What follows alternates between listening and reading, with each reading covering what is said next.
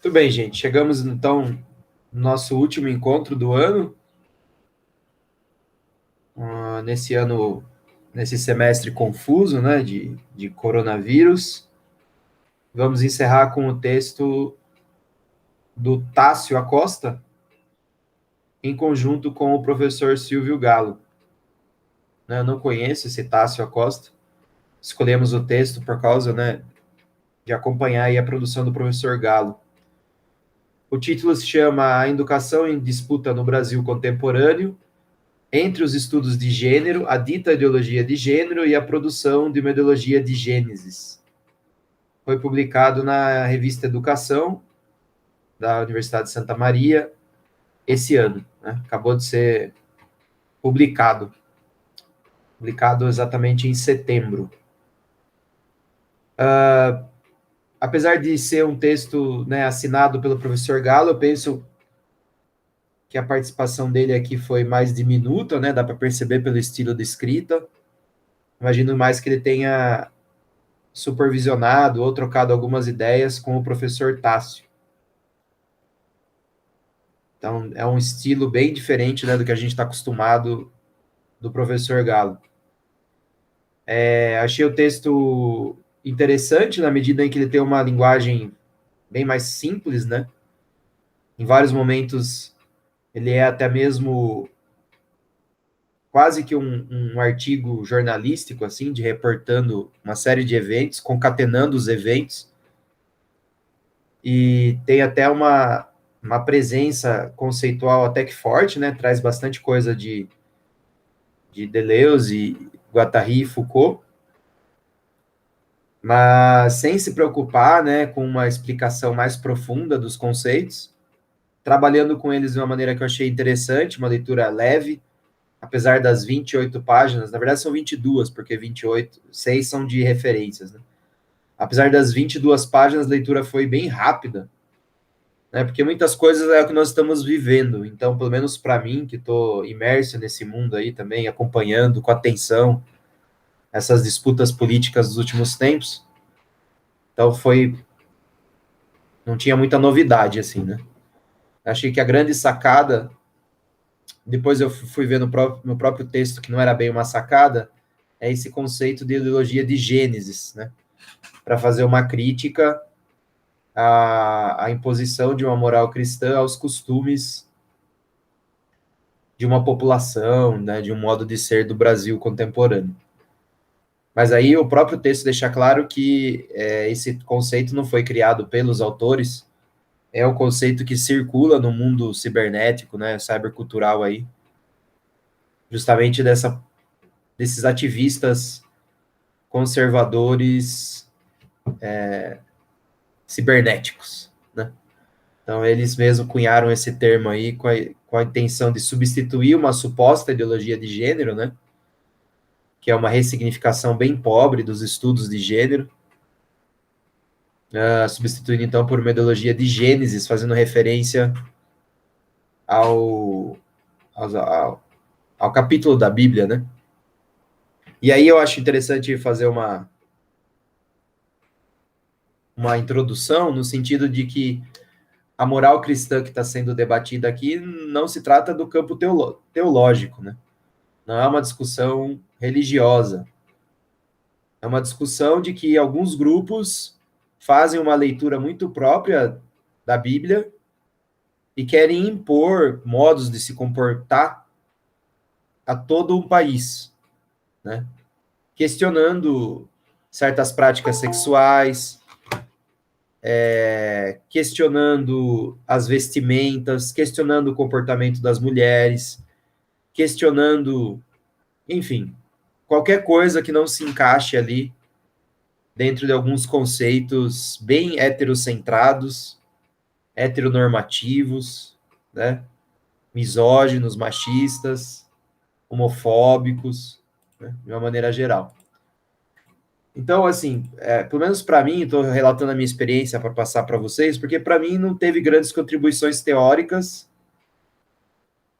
na medida em que os conceitos que ele traz, assim, são conceitos que a gente está trabalhando já há algum tempo, e também não trouxe grandes novidades nesse campo, uma vez que eu acompanho quase não, eu acompanho com base, eu acompanho em bases diárias essas disputas políticas no campo da internet, né? Eu fico consumindo bastante vídeo que fala sobre isso, que aponta essas discussões. Mas eu fiquei feliz de encerrar com esse texto para vocês, dado que nós estamos tendo uma renovação do grupo, né? Várias pessoas novas. E esse texto ele traz os conceitos de uma maneira bem palatável, de uma maneira bem introdutória e de uma maneira bem objetiva. Nos relembrando também que às vezes a gente estuda filosofia, autores, conceitos, justamente para atuar no mundo hoje, né? É para nos lembrar que o tesão da leitura pelo tesão da leitura não traz nenhuma mudança no mundo. Não basta ficar lá consumindo os nossos livros deleuzianos, debatendo os conceitos, se isso não muda nada nossa vida, a vida dos nossos alunos, a vida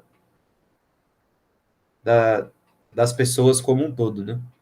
Vira só um consumo tão produtivo quanto assistir uma série, jogar um videogame, bater bola, vira um hobby, né? E o que esse texto faz é nos lembrar de que certas produções teóricas não foram feitas para serem consumidas como hobby. Né? Elas foram feitas com outro propósito. Algumas pessoas podem até fazer esse uso desse tipo de pensamento, mas eu acho que é até comum, né? Mas quando os autores estavam lá produzindo certas ferramentas do pensamento, eles estavam pensando justamente na mudança do mundo, na transformação, e quase sempre na transformação, né? Pelo menos os autores que a gente lê, uma transformação de abrir espaço para que as pessoas sejam o que elas quiserem, né? Para que elas possam se expressar, pensar, agir de uma maneira que seja mais potente para elas.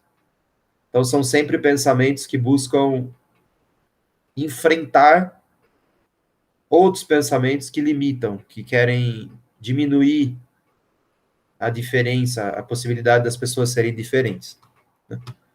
Então, essa era a minha introdução do texto. E aí, como o João está com um horário curto, sei lá, eu sugiro que ele, né, os alertas, daqui ouvir os alertas, tá? A Ju tá economizando a bateria, tudo bem, não precisa abrir a câmera, tranquilo. E a Gabi tá com muito barulho. Tudo bem, Gabi, se você quiser falar alguma coisa, a gente tenta ouvir mesmo com o barulho, tá? Mas se você achar melhor, você pode digitar aqui do lado que eu leio também. Então, João, você quer comentar alguma coisa? Opa, bora lá. Eu tive impressões bem parecidas, assim, né? Também achei que, teoricamente, né, aqui para o grupo, talvez o texto, eu gostei bastante do texto, né? Uma leitura interessante, é uma leitura fluida, né?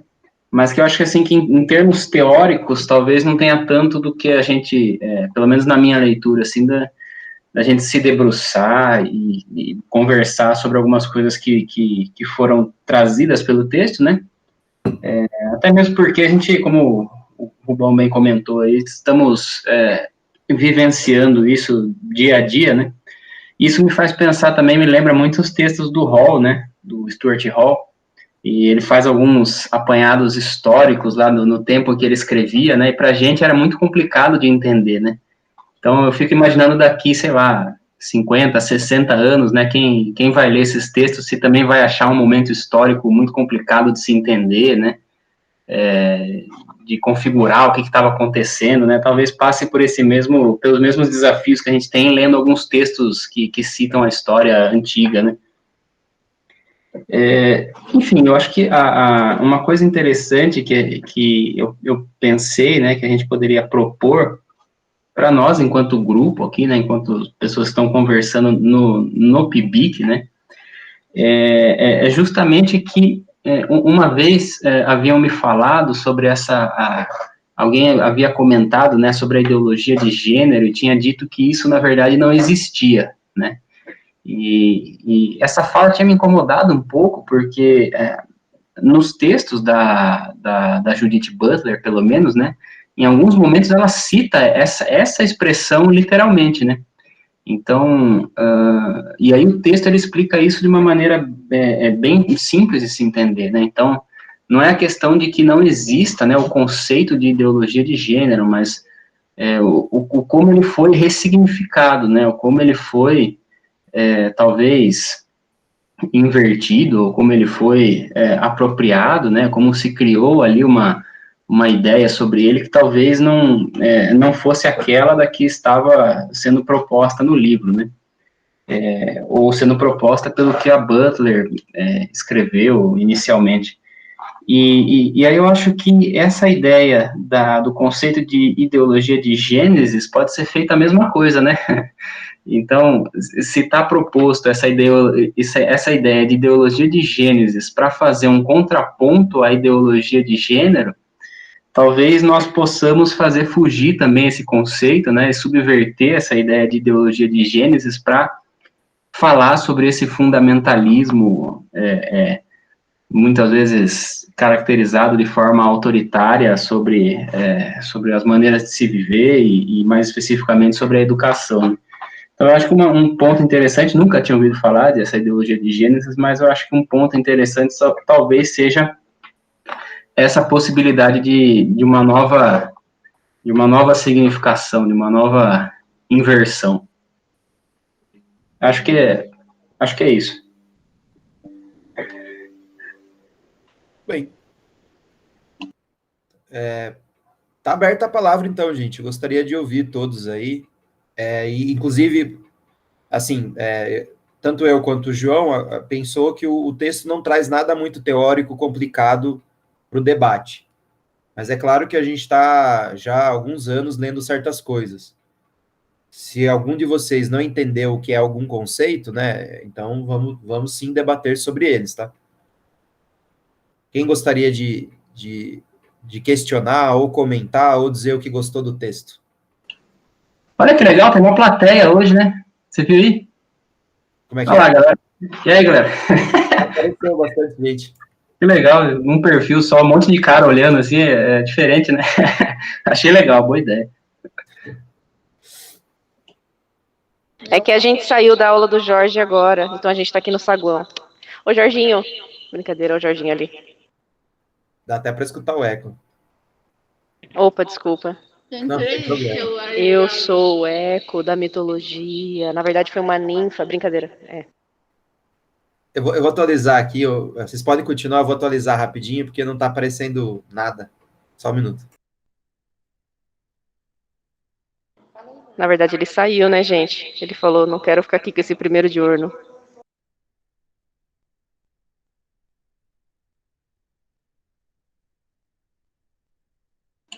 Microfone fechado, Rubão. Droga. Agora sim eu consigo vê-los. As câmeras não estavam aparecendo. Muito bem, quem quer continuar aí? Se ninguém se ofereceu, eu vou convocando. O nosso tempo é curto. Eu posso ir aí. Vamos lá, Paulo. Eu li o texto e basicamente a minha fala é bem próxima da sua, Rubens, e a do João. Não trata-se de um texto teológico, isso é interessante apontar, porque a própria teologia, ela está... Nessas férias eu tomei um tempo para ler uma autora chamada Anne Soupa, que ela é uma biblista. Então ela vai lá na Bíblia e ela estuda ali, né, o processo discursivo da Bíblia junto com caramba, eu não vejo ninguém, eu só vejo o João e o Rubens pelo celular, não dá. As outras pessoas eu não consigo ver. Mas ok. Aí, então, é que ela perpassa aí por esses tempos, né, acho que pelos últimos 5 anos, falando como a temática do gênero vem sendo disputada, né. Ela passa de um momento que era democrático, aberta para que... Fechou. Tá meio esquisito, tá meio... Acho que você ficar pelo microfone do celular é melhor. Melhorou? Ela Melhorou. observa Aí. que passa de um momento em que era respeitava uma certa ordem democrática, e com o passar do tempo, com o aumento e coincidiu com o aumento das bancadas cristãs, né, no governo, coincidiu com não só uma política de abafamento dessas questões, como também coincidiu com uma criação dessa ideologia de gênero. E eu vou concordar com o João, porque o termo ideologia também ele é um termo muito trabalhado, né? Ele tem uma fonte na linguística, se eu não me engano, ou nos estudos sociais. E quando a gente parte para esse termo que eles apresentam para a gente, ideologia começou a ganhar uma ideia de algo a ser combatido, né?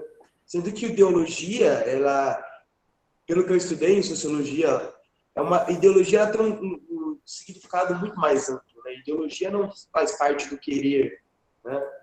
Então ela ganhou muito essa ideia de que a ideologia é algo a ser combatido. Então existe uma ideologia do gênero, que é algo praticado por certos grupos que defendem o homossexualismo, que defendem a abertura das discussões sobre a sexualidade dentro da escola. O autor, né, vem trazendo a ideia de ideologia de Gênesis justamente para combater, né, para, primeiro, apresentar essa manobra feita com o termo de ideologia de gênero, né, essa utilização de modo, digamos assim, exclusivo, né, com a vontade de excluir as discussões sobre sexualidade dentro da escola, apagar e abafar, né, pelo que eu entendi, e também apresentar como esses discursos operam, né? A que eles respeitam, a que tipo de governo se desenvolve. E ali eu acho que é interessante que passa por Deleuze e Guattari, e aí a operação junto com o Galo, de apontarem as manobras moleculares da escola, né, em prol de se escapar desse tipo de situação, desse tipo de discussão que só leva ao embate que é totalmente conservador e improdutivo, né? Improdutivo no sentido vital, se é que assim podemos dizer. Aí, eu queria, falando lá do sentido teológico que o Rubão colocou, é muito bacana porque quando eu fiz essa leitura ela é uma biblista, então ela estuda a Bíblia, chamada Annie Soupa, e ela escreve um livro, Deus ama as mulheres, né? Uma pergunta, Deus ama as mulheres? Ela vai na Bíblia, né? Identifica como na própria história da criação da vida, né? Na criação da humanidade, o próprio homem é totalmente centralizado, né? Então, em vez de na história original, Deus cria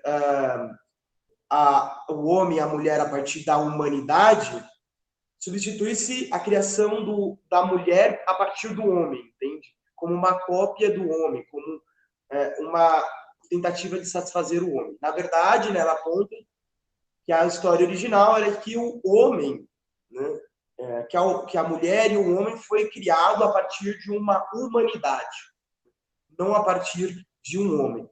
Então, nós observamos manobras discursivas a partir do crescimento do cristianismo, né? Não, do cristianismo, da igreja, em prol da centralização dos poderes e da masculinidade, o abafamento das discussões sobre como isso é totalmente doentio, ou totalmente conservador, ou totalmente centralizador. Fica aí a curiosidade para quem é uma viagem interessante, porque ajuda a gente a criar um olhar crítico para essas coisas. É uma biblista, ela está pensando dentro da igreja ou dentro da teleologia, então não espere nada que fuja disso. chama assim, Deus ama as mulheres. Eu posso até estar mandando um PDF que eu fiz. Enviei para uma amiga aí, para a Monique, ela gostou e eu enviei para ela. E são essas minhas considerações sobre o texto. Fica aí. Muito bem, Paulo. E aí, meninas, queremos ouvi-las agora. Só os homens falando sobre um texto que fala de gênero vai estar ficando feio já. Pessoal, preciso sair antes disso, tá? Desculpa aí, Larissa,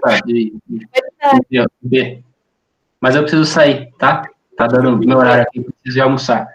Agradeço aí, foi um ótimo semestre, espero ver a grande maioria aí no próximo novamente. Valeu? Valeu, João. Abraço. Fala, Larissa.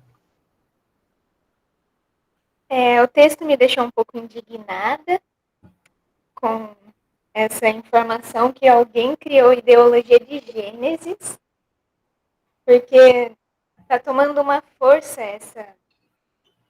todas essas pessoas que acreditam numa ideologia tão preconceituosa e colocando o nome de uma divindade no meio de tudo isso. Eu anotei um termo que eu pesquisei o significado certinho, que ele fala no texto da cis-heteronorma, que é como se Deus criasse o macho e a fêmea, e o sexo masculino fosse hierarquicamente superior ao feminino. Isso que significa esse termo, pelo menos no texto. E não faz o menor sentido, porque onde está escrito isso? Qual é a base deles? Isso tudo pode ser somente uma falta de interpretação ou uma interpretação diferente de um versículo da Bíblia, ou uma tradução errada. Não dá para ter um embasamento certinho nisso. E se eles tentarem colocar isso dentro das escolas, vai ser uma regressão, porque os alunos já vêm, às vezes, em um ambiente preconceituoso, machista, aí chega na escola, tá lá, ideologia de Gênesis, em um local que tem que predominar a ciência.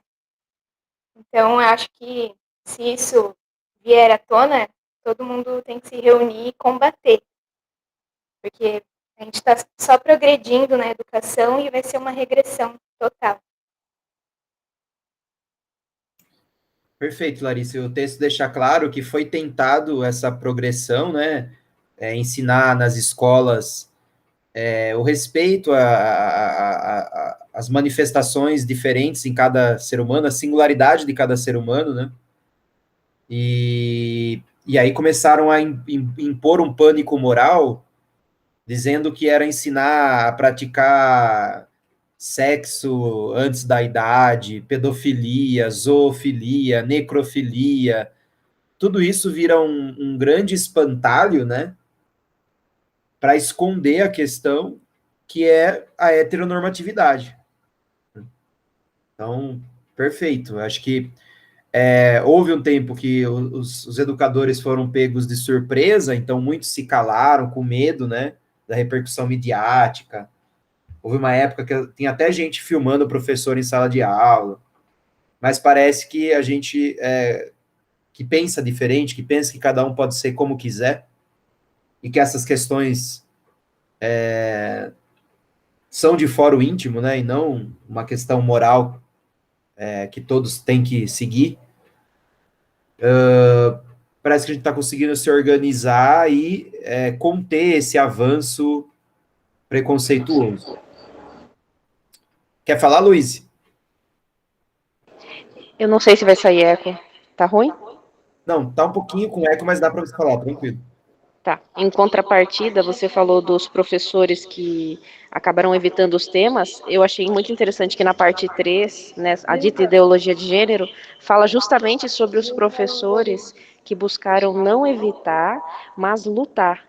E daí acaba citando o professor Valdir Volpato, que é do AGEU, né, que foi uma polêmica de 2015 de um trabalho que ele acabou desenvolvendo com os alunos. Eu achei muito interessante isso. Ao mesmo tempo que tem professores e estudiosos que buscaram evitar esses temas de políticas de direitos humanos por causa das perseguições, que fala na parte 3, tem alguns que ainda buscam lutar, essa reorganização. Eu achei interessante que daí no fim, nossa, eu achei muito legal. No fim fala, né, que nós resistiremos e existiremos, os professores acuados, e fala sobre os cerceamentos em seus próprios corpos, mas que apesar desses cerceamentos, os corpos escapam. Eu achei isso muito poético, sei lá, os corpos escapam, realmente. A gente foge desse risco de fragmentação e busca lutar mesmo, né? É isso. Perfeito, Luiz. O exemplo do professor Sorocabano saiu até no Fantástico, foi uma repercussão. E são dois exemplos, né? Assim, o artigo não tem nada a ver com Sorocaba. O autor não, eu não acredito que esse Tasso seja sorocabano, mas teve duas citações a Sorocaba, né? O professor lá do Ageu, e toda essa polêmica começou com um projeto de lei da então deputada Yara, né? Que também é de Sorocaba. Então, uma curiosidade aí, Sorocaba com destaque com todo o seu conservadorismo, né? Que Sorocaba é uma cidade reacionária, conservadora, mas temos aí duas curiosidades, dois exemplos de luta contrária. Que mais? Júlia, Alissa, Gabi.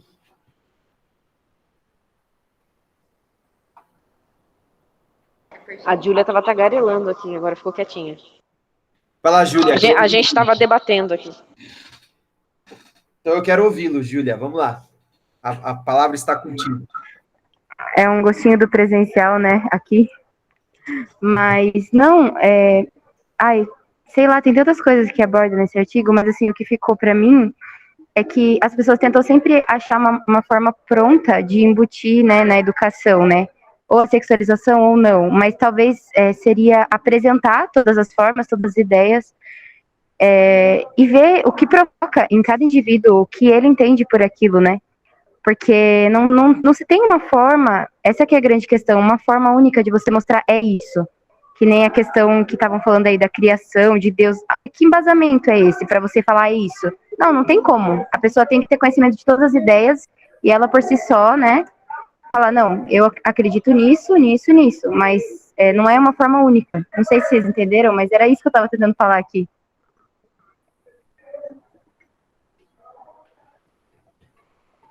Eu não sei se eu entendi. Você pode explicar um pouquinho mais devagar para a gente?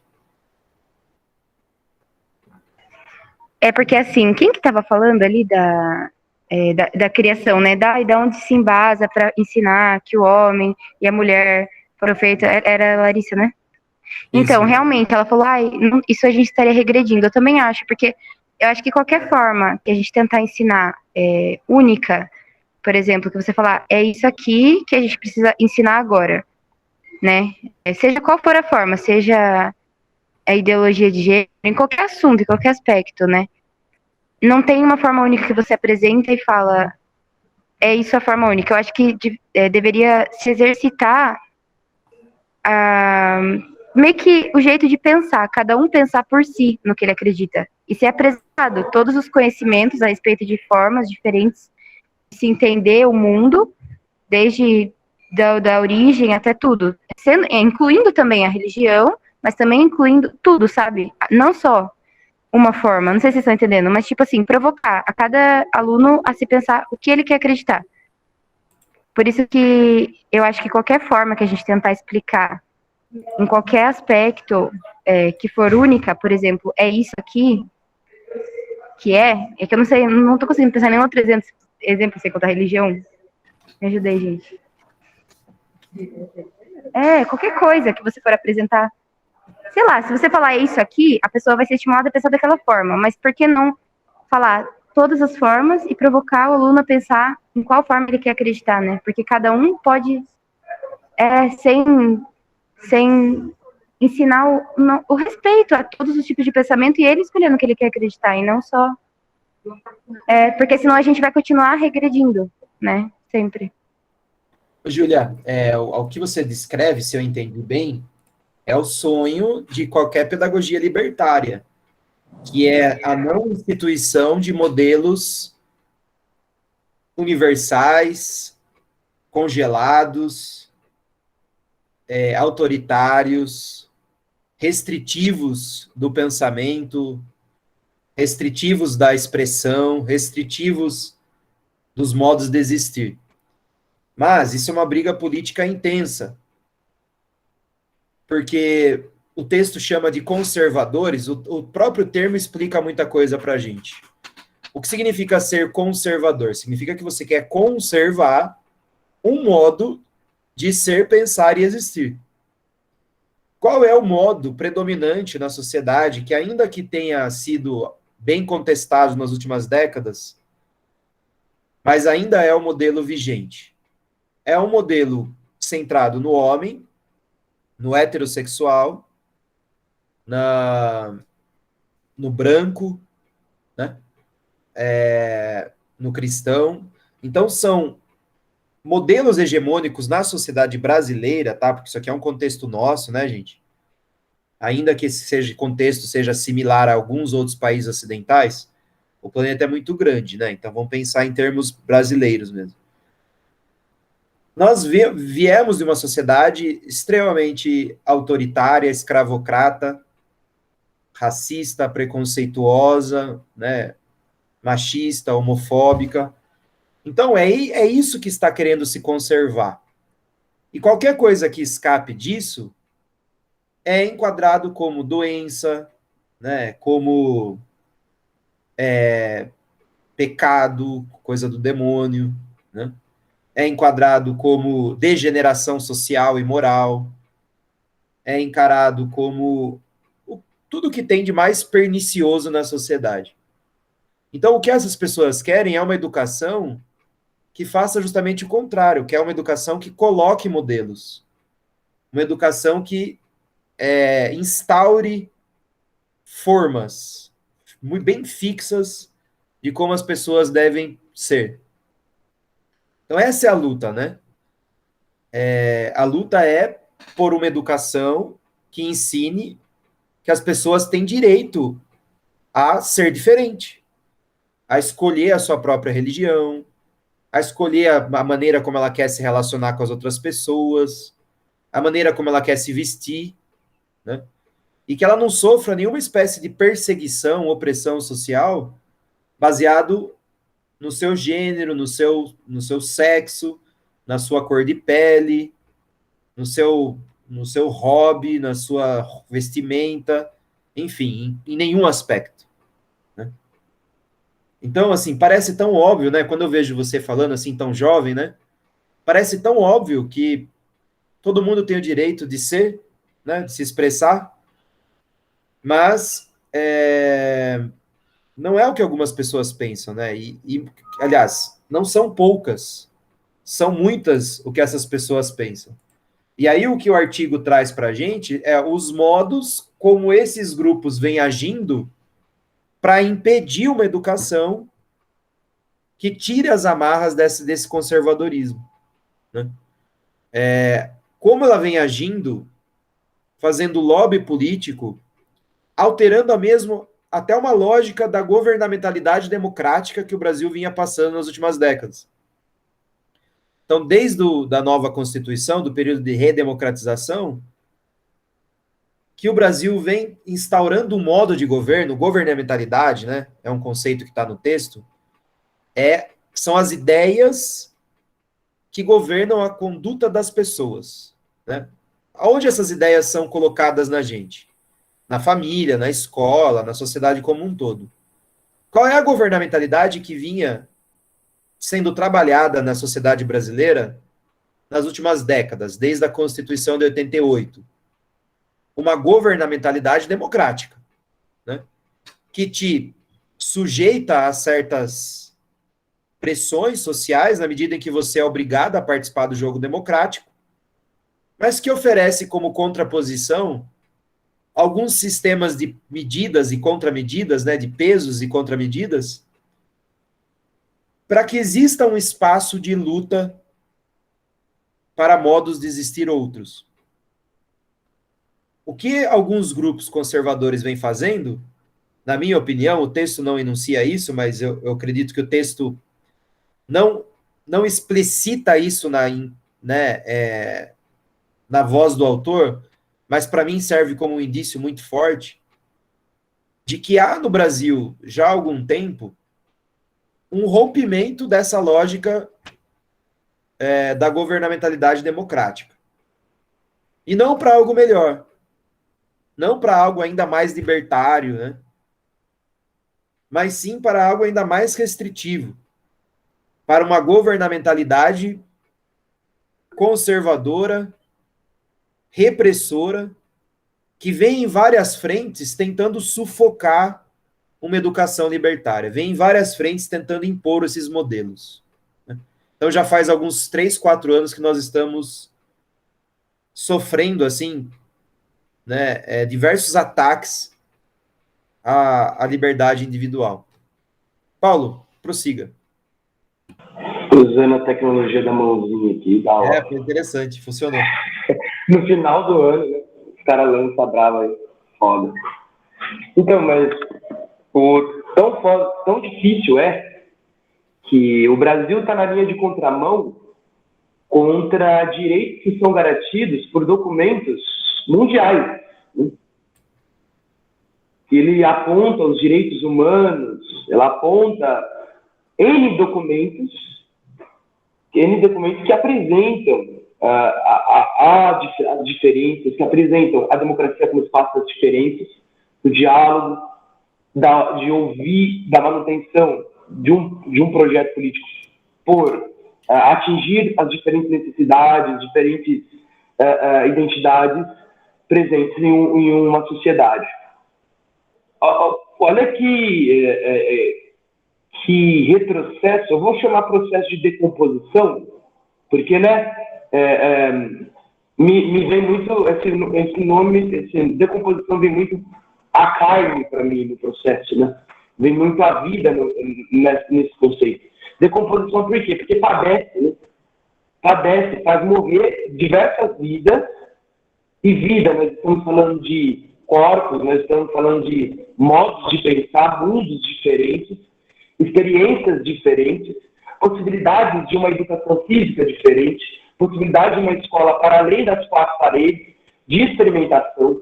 Quando eu falo, por exemplo, você imagina, pega um trecho da Adriana Guerres lá e fala assim, ó, quando eu falo de estudar sexualidade na escola, eu não estou falando só de menino, menina, se é gay, eu estou falando de um menino poder dançar e não ser julgado por aquilo que está dançando, ou uma menina não poder jogar bola e ele ser julgado por aquilo que ela está fazendo, entendeu? É isso que nós estamos falando, né? Nós estamos falando de possibilidades da vida escolar e compor com diferentes práticas corporais em diferentes espaços, de maneira a produzir avanços diferentes, conexões, produzir afeto, modo de pensar, outras maneiras de praticar a vida. Então, nós estamos avançando para um processo que empaca, e aí no empacar, decompõe. Primeiro, pense o seguinte, se você está numa discussão, você já se trata como negativo na própria história. Pô, eu não posso experimentar tal coisa porque eu sou de tal jeito. Eu vou tematizar a mim mesmo, vou pensar em mim mesmo de uma maneira negativa na própria vida. Como que ocorre, então, essa vida, né? Imagina que você estudar uma aula, você está, não gosto de falar com influenciando uma vida, mas você está se compondo também pela vida. Então, você tratar dessa maneira, não abrir espaço para diálogo, você está decompondo uma vida, tematizando ela de modo negativo, como o Silvio Galo coloca naquele textinho, que acho que o eu e os outros, né? Está trazendo uma representação da vida que seria, por exemplo, eu trago isso é a vida, é assim que ela tem que ser, assim que ela deve ser tratada, e vamos lá, tá aqui, é só ir dessa maneira. Você acaba trazendo uma experiência de si próprio muito negativa para as pessoas. Né? Tratar a si mesmo do ponto de vista totalmente negativo. Se não isso, tratar a vida só do ponto de vista de sobrevivência, né? Que também, só você sobreviver, só você toda hora ficar martelando essa ideia, poxa, não é só isso, não é só dualidade de sexo, não existe só dualidade.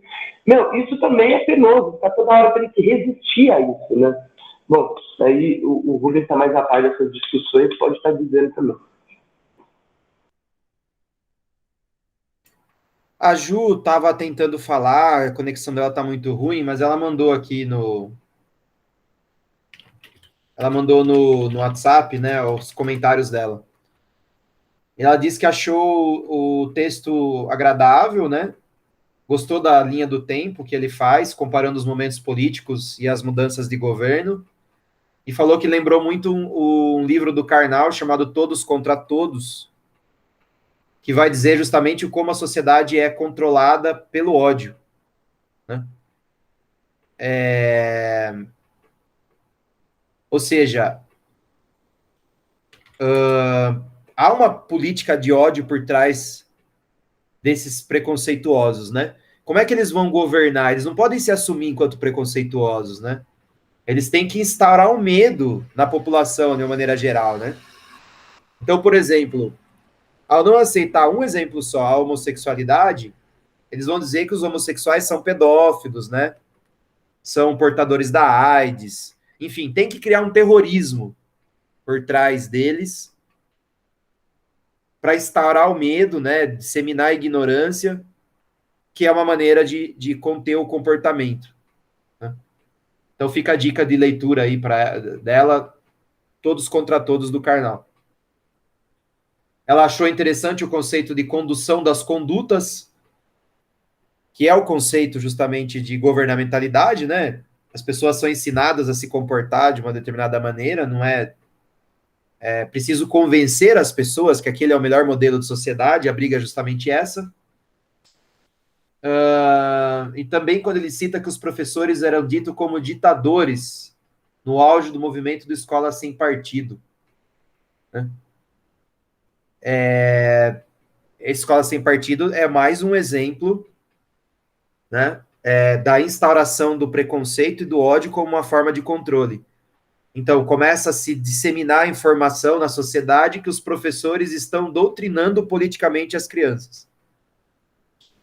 E aí eu fico me lembrando qual foi o último professor que eu tive que entrou assim com a roupa do PT ou do Che Guevara e começou a ensinar a atacar coquetel Molotov, né? Porque eu não tive esse professor, por exemplo. Mas é nesse contexto que entra o conceito de ideologia, pelo que eu lembro, né? A ideologia vem aí para justamente falar assim, ó, ideologia marxista, os professores ensinam a ideologia marxista. Então, vem um PEC, com a Escola Sem Partido, vem um PEC, assim, sabe, um estojo das diferentes ideologias a se combater, né, que disseminam, a se combater pelo ódio, né, no caso, como você comentou. Sim. E ela termina, uma pena que ela... Ô, Ju, você quer tentar falar da sua experiência no colégio? Aí caiu, foi só falar. É porque ela cita que ela estudou em colégio católico e, de fato, essas discussões, elas eram tabus, né? Mas aí tudo bem, porque, assim, é uma escola particular, né? Você coloca o seu filho lá porque você está tentando dar um tipo de educação e tá tudo bem. O problema é quando se trata de escola pública, né? A escola pública, ela é laica, ela não pode ser o espaço da inculcação de certos valores, né? Espera-se que a escola pública seja capaz de promover a reflexão e a crítica a ponto das pessoas contestarem o que o mundo é, o que elas são e o que elas querem ser, né? Essa educação que a Júlia tentou expressar, que eu achei bonitinho o jeito que ela falou, né? Parece tão óbvio isso, né? Que uma educação tenha que ser potencializadora do pensamento, né? E, no mínimo, uma escola pública deve ser. Aí, se você quer uma educação mais fechada para o seu filho, aí existem as escolas particulares para isso, né? As escolas confessionais. E aí tá tudo bem. Agora, uma escola pública, jamais. Uma escola pública tem que ser o local do amplo debate, não o local da inscrição de uma moralidade preconceituosa, reacionária, pobre, limitadora, autoritária, enfim, né? Bom, que mais, gente? A Gabi, você quer tentar falar, Gabi? Vou falar, eles pararam aqui agora, então acho que dá para falar. Então, eu gostei bastante do texto, eu achei que ele foi bem fácil de ler, né? Ainda mais pelo contexto, que é uma coisa bem atual. o que eu mais fiquei pensando foi como a gente consegue deixar isso, a gente que quer inserir essa educação mais libertária, como que a gente consegue deixar isso de uma coisa mais natural para os alunos?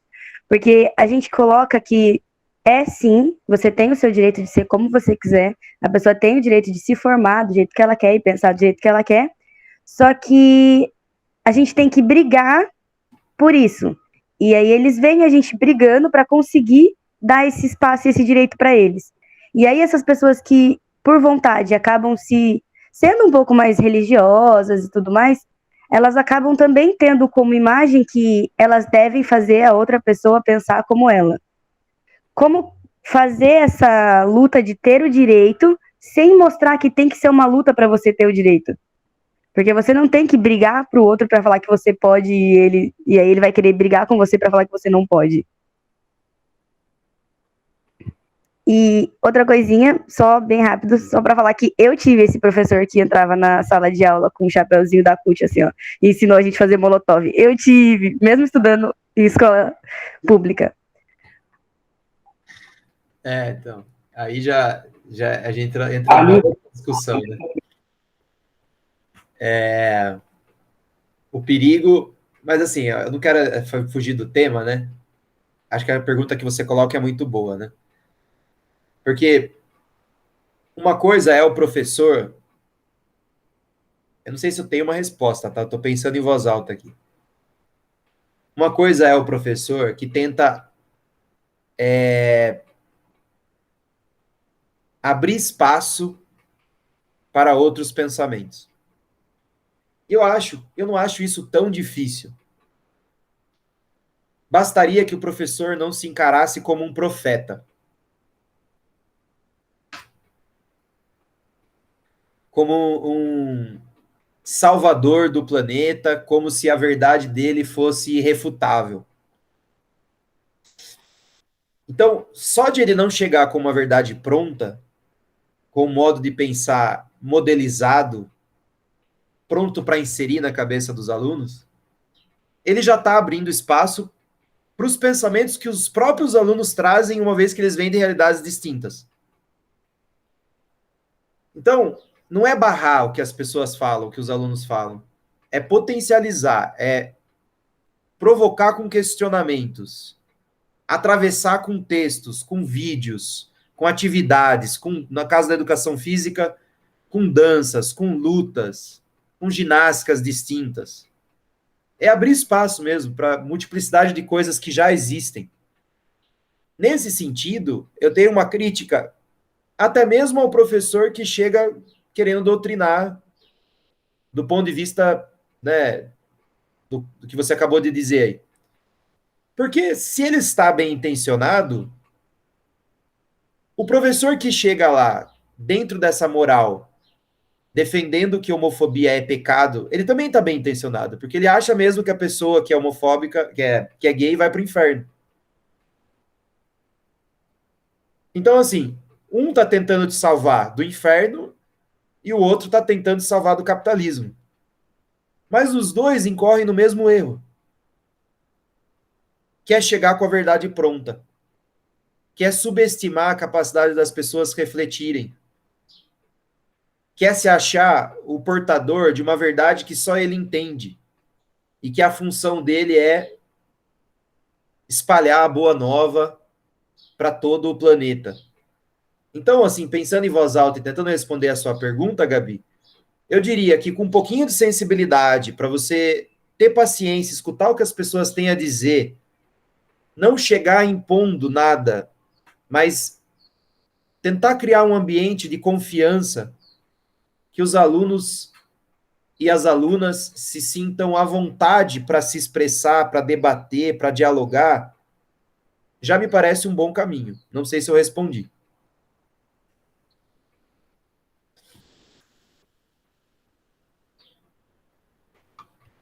O que você acha, Gabi?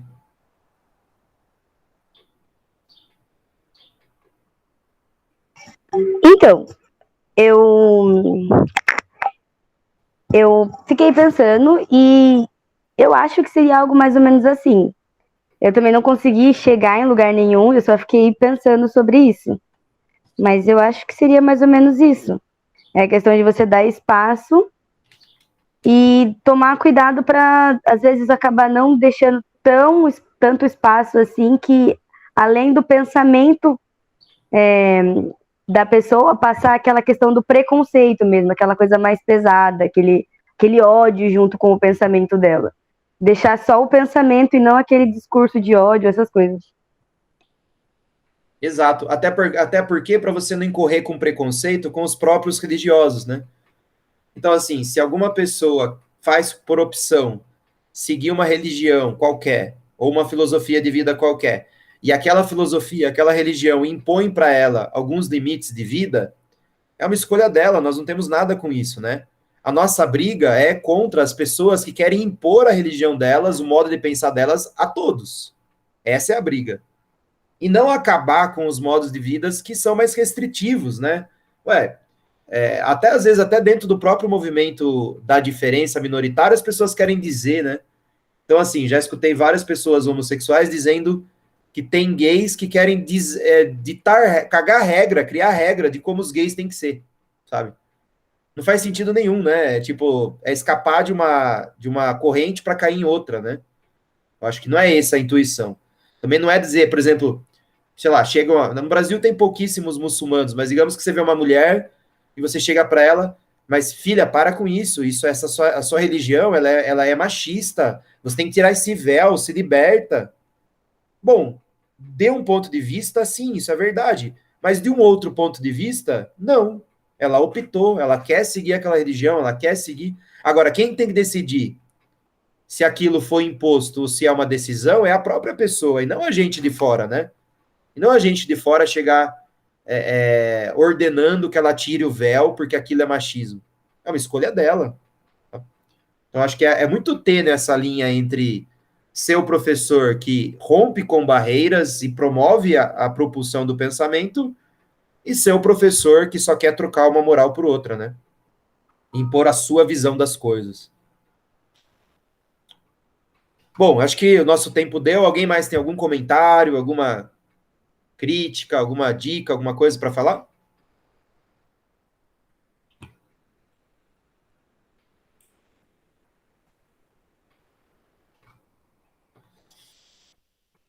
Se ninguém mais tem nada a se manifestar, agradeço o semestre, foi muito gratificante, produtivo.